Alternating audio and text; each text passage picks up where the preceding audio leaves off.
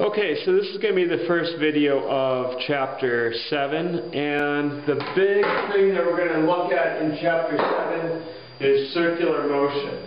So basically the best way I can think about circular motion is just have a mass on a string, and so the mass on the string is just going around and around in a circle.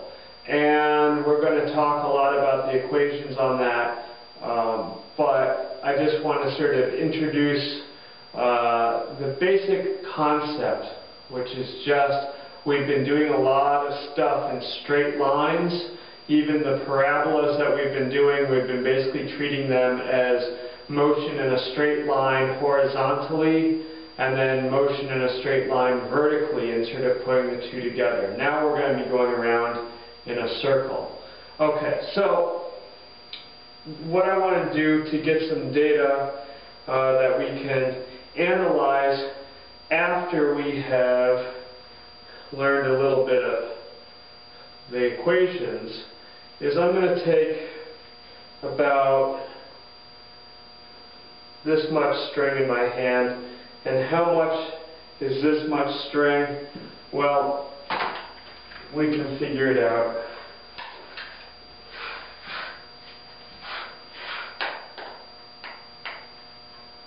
I'm going to call it 123 centimeters.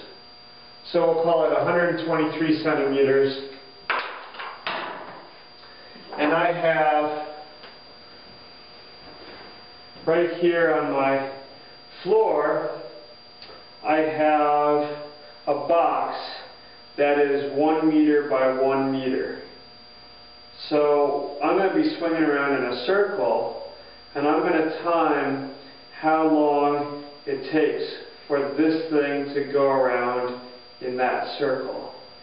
So anytime I'm ready, I'm going to start it now. 1, 2, 3, 4, 5, 6, 7, 8, 9, 10. Okay, so I got that it took 21.03 seconds to go around that circle 10 times, and so I'm going to say that it went around the circle once in 2.1 seconds. And so one thing that I want you to notice is that there are actually two forces and only two forces that are acting on that mass right now. So that when we come down to do force diagrams, we're going to know that there's actually just two forces. One force is the force due to gravity pulling down on the mass, and the other force is the force on the string. The string is pulling sort of up in a cone, so the force of the string is sort of changing direction all the time. And so that means that overall the two forces added together are going to be changing all the time.